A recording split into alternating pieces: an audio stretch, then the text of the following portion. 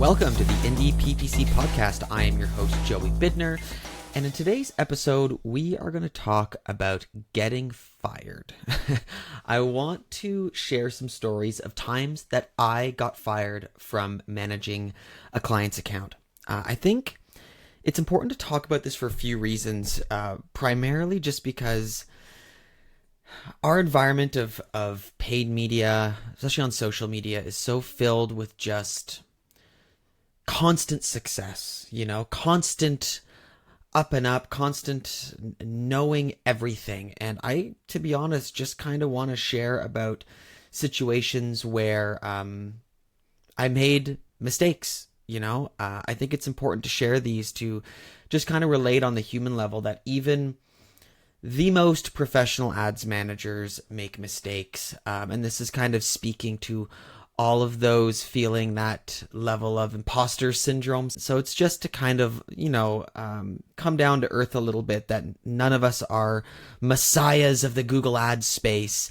All we're doing is applying what we know and trying things out. And sometimes mistakes happen and sometimes we get fired, and that's okay. And I want to also talk about this because the feelings that come after we get fired can be pivotal ones in the case where they can shift how we approach other accounts.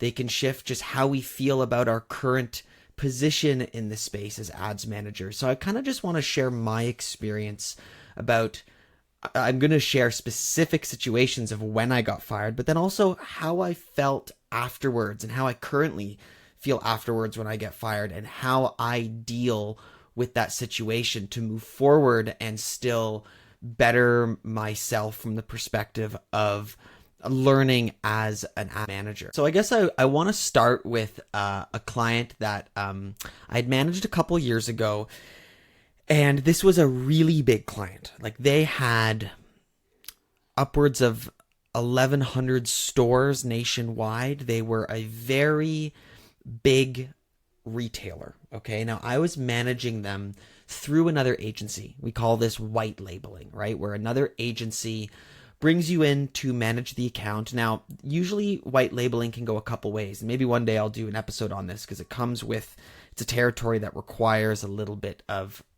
nuance in how you approach it if you want to white label. But often white labeling occurs in the case where you're not meeting with the client. You're just kind of doing stuff in the background. But in this case, I was meeting with the client twice a week. It was a very heavily monitored account that had, a team of people. And it was one of those situations where, I'll be honest, I never really like being in, where you're kind of more seen as a button pusher. There's more than one person making decisions, which is the first red flag of any account, right? Like, usually, one of my criteria is I'm managing the account, no other cooks in the kitchen. That's how you can keep a strategy moving forward. But in this case, many people in the account. Now, but that's besides the point. That's not why I got fired. This was an account that, again, they spent upwards of $1 million a month. So it was very heavily monitored, and they constantly had things they wanted done that it was my job to get those things done. So management is more or less coming from the top down as opposed to management necessarily coming from me, though I did still steer the ship and told them what was bad ideas and good ideas. A lot of it was just me doing the things I wanted to do. And I'll never forget this. I was actually on holiday in Colombia with my wife and her family for her brother's wedding. And I guess made the first mistake of not setting boundaries of, I'm on vacation. I kind of always pride myself, and this is maybe a fault of my own, of more or less always being on. Because for the most part, I've always been able to really manage it. But in this case, that came to bite me in the ass, where I was on this holiday and they were making all these requests, and I was still, doing my thing, managing the account. And there was this one request they made where they wanted to create some zip code exclusions for this geo test. It was kind of a dumb idea because it was these micro geos in other geos they wanted to exclude. and it was like zip code exclusions. Anyways, but when I read the email, I misread it, and I saw it as these zip codes are the inclusions and everything else is the exclusion. So I straight up just made a mistake where I saw the exclusions as inclusions and ran the ads to the areas that they wanted no ads running. And, I had been managing the account for them super successfully for over a year. And this was the one mistake that they said, like they fired me for it. They actually tried to sue me for it. They tried to sue me for the spend that was in these areas. It was only for a couple days, actually. It was caught pretty quickly. But, I think we spent like $12,000. Again, on a $1 million a month spend, we spent $12,000 in these geos that they didn't want spent on, and they tried to come after me for it. But long story short, I made a mistake and got fired. Now, the mistake was, I think the root of the mistake was not setting boundaries for myself to actually go on vacation. I feel like if I was at home in my environment, I likely wouldn't have made that mistake, but I made it and I had to own up to it. And that's the first important part I want to mention when you make a mistake. Okay. Now in this case, they caught it before I did. And I just owned up to it and I just said, yeah, like absolutely, that was a mistake. I didn't try to bury the mistake. Now, sometimes you'll make mistakes where you catch it before the client, right? And I think it's important to bring those up as well. Because what you don't ever want to do is be in the situation where you're caught trying to hide a mistake. Now, I've always been very honest about those situations. And that's just one thing I want to mention. If you ever make a mistake, I personally think it's important to be transparent about them and be the first to bring it up, because clients, you are managing an account because they trust you, right? Trust is our currency. So I just want to say, when it comes to making mistakes, the best thing we can do is straight up just own up to them, whether they're caught before you are or you're caught before them. And if they fire you, they fire you. I think that's an important thing to recognize, that we can't necessarily always salvage a situation. And sometimes being cut loose from an account is a blessing in disguise. This client was extremely high maintenance. It was a client that I didn't even really like managing. I just did it because it was, relatively early in my freelance practice. I had just moved to a new country, and it was an account that really just helped get me off the ground. So it served its purpose. And when that time came, when, I made the mistake and I got fired, I just accepted it and said, you know what, it was a great run, and I had confidence that I did great stuff for them. Like, I really lifted that account and educated their whole team. And I took a lot of pride in that. And I think that's an important thing to do, is don't necessarily measure yourself by your failures. You have to consider the successes that you had. And we all have failures. We all make mistakes. And I just think it's important, again, especially in today's environment, where on all of these podcasts and posts, everyone's always sharing their success stories. But, it's kind of like the Instagram influencer situation, where you only see the best parts of people's lives, and we can easily become depressed looking at everyone else's success when maybe you're looking at your accounts and they're struggling, right?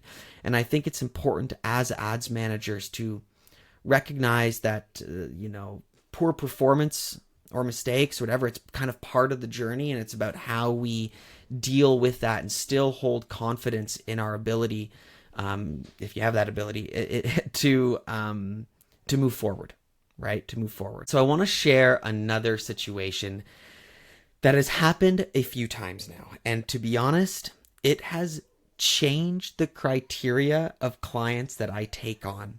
Now, I'll start with that, actually. I am no longer, or I shouldn't say I'm no longer taking on clients with this criteria, but I'm coming at them with a lot more scrutiny and taking a much harder look at things.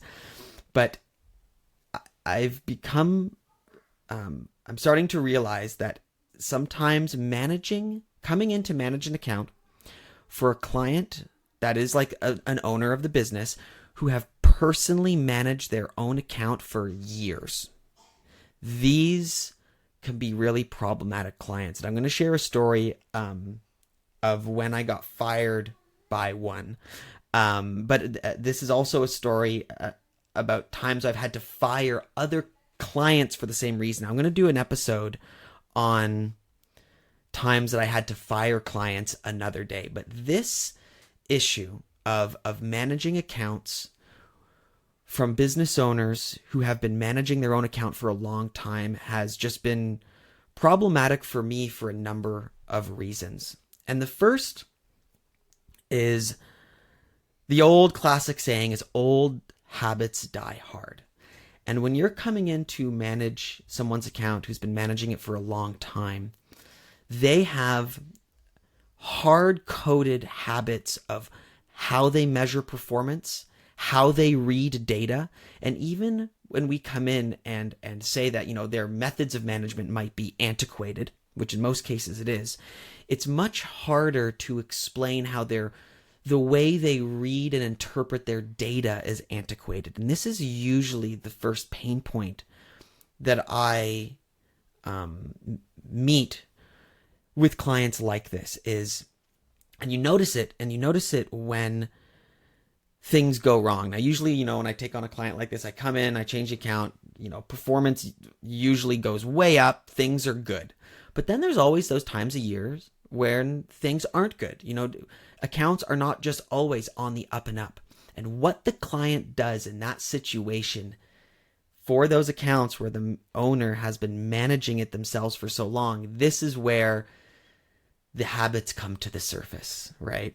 They go into the account and they'll read data that is wrong. The way that they read the data is just not factual to what is actually happening in the account. I won't get into the details of this situation that I'm sharing, what this happening, but it happens a lot. Now, this is where my learning comes in, where I got fired once by over explaining to the client why they were reading their data wrong. Now, no client really likes to be proven wrong in this case, especially when they're in a financial pinch that they're feeling. They're in a very vulnerable state.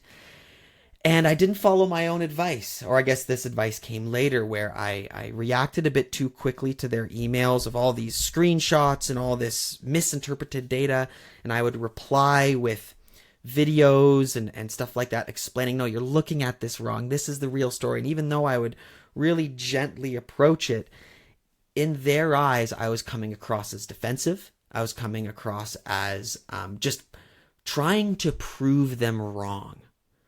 Which, again, if the business is struggling in that point, is just an emotional, it was just a mistake on my part from the client's perception driven by their emotions of the situation. Where what I really should have done is just, like I've said in previous episodes, validated their concerns and stuck to the important parts of what's maybe changed or not. But it was tough in this situation because I had to show them, no, like, you're looking at this data wrong. And I would show them videos of like, okay, like, you're comparing these things anyways wrong. But it can just be really difficult. And in the end, I was more or less stuck between a rock and a hard place because they wanted things done the way that they would have done them because maybe in the past those things worked. But in today's environment, it might not, because the landscape is totally changed. So this is when it becomes you get to an immovable past where they are more or less stuck in their version of the account that worked, and they'll often see like previous years with rose-tinted glasses, and the way that I was managing it was getting such great results. Why aren't you getting the same results now? And sometimes it just doesn't work that way. And that's all that can be said. And in this situation, I made the mistake of leaning in a little too heavily in explaining why they were wrong, as opposed to just focusing on what we can do right now. And that was my big takeaway from that situation. So next I want to talk a little bit about the post-breakup sads. Every account, no matter how toxic it was, and I do have some accounts that were toxic that I either fired or fired me. And in every case, even if it's like a sigh of relief to let it go or to be let go from it, there's always this dreadful feeling that comes afterwards. And I think it comes from just when you pour so much time and investment into something, once it gets cut short, it's like this void of, it's almost like a dopamine crash filled by like another like thought void where you have no there's no closure, and it can be a number of things, but afterwards there is, for me, a period of sadness, failure, regret, imposter syndrome, all those things. And I end up kind of for a couple days just feeling in the dumps, and I can see how it can change the way that I look at my current accounts. And that's the important thing to catch. Okay. Now it's one thing to say we learn from our mistakes and we learn from them, but there's another thing to start feeling that level of imposter syndrome where you start doubting yourself because it didn't work in another account. Not every business one can gel with you and your management style, but also sometimes they just can't work on Google ads. Like, to be honest, businesses that, for example, have way too low profit margins, businesses that are way too leveraged on Google ads, that when Google ads performance drops, their business tanks, like situations like that, no matter how good of a manager you are, sometimes just don't work. Now, aside from the performance perspective, even just the personal relationship between you and a client, sometimes there's just not a mesh. And it's important to separate yourself from that sometimes and recognize that it's not necessarily a reflection on your ability to manage all of your accounts. And I just find that post account breakup, I personally feel there's this vulnerable state that I always need to catch myself on so I don't kind of like just get too down on it and then make impulsive reactions in other accounts. Yeah, it's just like a cool down period. So sometimes what I'll do is after a situation like this where I'm really feeling it, I'll take a couple days off, to be honest. I won't look at my computer as much because, like, to be honest, my first instinct after I get fired or I have to fire an account is, I really need to like double down and work even harder on all my accounts because I can't let that happen again. And you end up just getting into this bit of like a management manic phase. So I just find it's important to cool off, let the dust settle, go back to your routine where you can create like a super healthy work environment. For me, it's like drinking like really good tea while I work and listening to the right kind of music, and I'll kind of get into that zone again. But, having a few routines that kind of get you into that place helps for me. But I just find that like it's important to catch that, because I don't know about all of you, but I definitely feel that. And let me know in the comments if any of you feel that as well after a situation where you've been fired or had to fire a client, and let me know if that's resonating with you. That's it for today's episode. I just wanted to share a couple stories of when things weren't perfect, and a few things that I've learned from those situations. Let me know if this is something that resonates with you. Let me know what situations you've been in that didn't go to plan but you learned from. I think as a community, it's important that we share these kinds of stories as well as sharing our success stories. I'm like dopamine tapped out just reading about everyone's success on LinkedIn, for example. So I wanted to share a couple situations where it didn't work out, and I hope that we can all maybe share some stories like that so we can all learn from them, right? We can all learn from each other's mistakes equally as we can from each other's success. So till next time, everybody, I'll talk to you soon.